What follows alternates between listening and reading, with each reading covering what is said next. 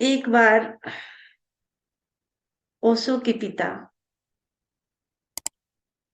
ओशो के जो सारे कपड़े थे उसको एक पोटली में बांध देते हैं और उसको तहखाने में रख देते हैं, जहां मतलब कबाड़ खाना रखा जाता है वहां रख देते हैं।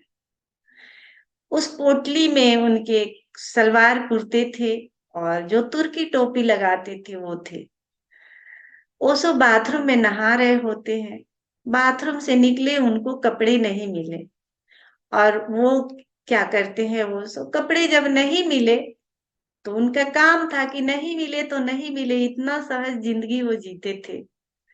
वो सीधे नंगे दुकान पर चले गए। अब जब नंगे दुकान पर गए, अब उनके पिता देख करके एकदम दंग रह गए। उन्होंने इसलिए छुपा रखा था कि वो लड़कियों के कपड़े थे, सलवार कुर्ता वो हमेशा लगाते थे और तुर्की टोपी लगाते थे, तो उनको अच्छा नहीं लगता, सभी लोग उनको लड़की बोलते बचपन में। बाल भी बड़े बड़े थे, तो इसलिए छुपा रखे थे कि जब कपड़े नहीं मिलेंगे तो क्या होगा, तब जो हम साधारण कपड़े देंगे वही पहनेगा। लेकिन ओशो ने वैसा नहीं किया। ओशो ने सीधे दुकान पर चले गए। अब उनके पिता तो देख करके ही दंग रह गए। उनसे बोले कि मैं इसलिए छुपाया कि तू कपड़े नहीं वहां देखेगा तो जो साधारण कपड़े हैं वो लगा लेगा, लेकिन तूने तो अलग ही कर दिखाया। ओशो बोलते मैं ऐसा ही, मैं मुझे कपड़े मैं क्यों ढूंढूं, मुझे कपड़े ढूंढने की जरूरत ही नहीं है। मैं जैसा हूं जैसा हूं, मैं ऐसा ही हूँ। और कहते हैं कि उनके पिता को बताना पड़ा कि जाओ वहां कपड़े रखा है वहां से ले लो और वो पहनो, क्योंकि अगर कपड़े नहीं देते, बताते, तो वो नंगे पूरे गांव में घूमते, क्योंकि वो तो सहज थे, उनको तो कुछ मतलब ही नहीं था।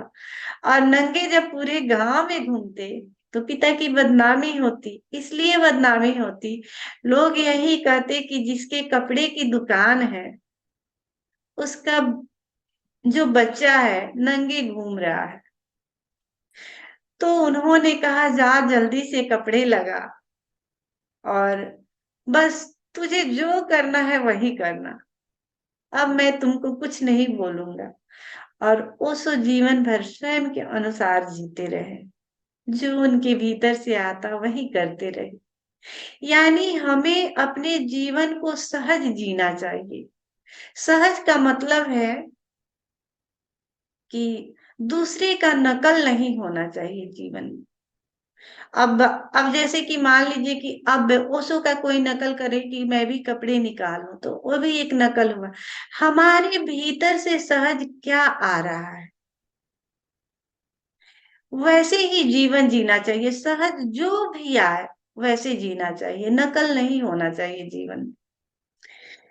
तो आइए इसी भावदशा के साथ हम इस ध्यान में प्रवेश करते हैं। जैसा कि ओशो आते हैं, ओशो का हम स्वागत करते हैं। पूरे हृदय से भरे हुए, प्रेम से भरे हुए हमें ओशो का स्वागत करना है। और एक छोटा सा संगीत बजेगा, उस संगीत पर हम नृत्य करेंगे। पूरे भाव से भरे हुए हमें नृत्य करना है, स्वयं को नहीं बचाना है। जैसे भीतर से आए आपको वैसे सहयोग देना है, बल्कि बचाना नहीं है। बचाएंगे तो जो भी हमें अशुद्धियां हैं, जो कचरे हैं, वो भी बचा रह जाएगा। इसलिए हमें नहीं बचाने हैं, जैसा जैसा शरीर मूव करना चाहे वैसा वैसा हम करने देंगे। उसके बाद बुद्धम शरणम गच्छामि, जैसे कि कल भी हमने कहा था कि जब हम बुद्धम शरणम गच्छामि करते हैं तो हमें झुकना है। झुकने का अर्थ है जब हम झुकते हैं पूरे भाव से, सिर्फ फॉर्मेलिटी पूरी नहीं करनी है, यानी हमें भाव से झुकना है कि हम उन सारे बुद्ध पुरुषों के शरण आते हैं और उन सारे साधकों के शरण में जाता हूँ। ये पूरे भाव से हमें झुकना है। अगर भाव से नहीं झुके, फॉर्मेलिटी पूरा किया कि हाथ जोड़ लिया और झुक गए, तो हमारे भीतर वो चेंजिंग नहीं आएंगे, और हमारे जो अहंकार है वैसे के वैसे रह जाएंगे, फिर उसमें कोई चेंजिंग नहीं आ सकते। तो हम अप यहाँ आते हैं, अपने अहंकार को तोड़ने के लिए भी आते हैं। ध्यान में हम कैसे प्रवेश करें गहरे, उसके लिए आते हैं। तो अगर स्वयं पर हम ध्यान नहीं दे, तो फिर जैसे हैं वैसे रहेंगे और वैसे ही यहाँ से विदा हो जाएं। तो हमें स्वयं को चेंज करने के लिए भी हमें स्वयं का सहयोग देना पड़ेगा। पहले करने से स्टार्ट करने पड़ेंगे, तो ही भीतर से वो झरना फूट पाएगी और आपको समझ में आएगा कि भीतर से आने लगे। तो इसलिए करने से पहले हमें स्टार्ट करना है। उसके बाद ओशो के अमृतवाणी से हम पहले ओशो का अमृतवाणी होगा, उसके बाद बुद्धम शरणम गच्छामि, उसके बाद हम ध्यान में प्रवेश करेंगे। तो सभी मित्र खड़े हो जाए।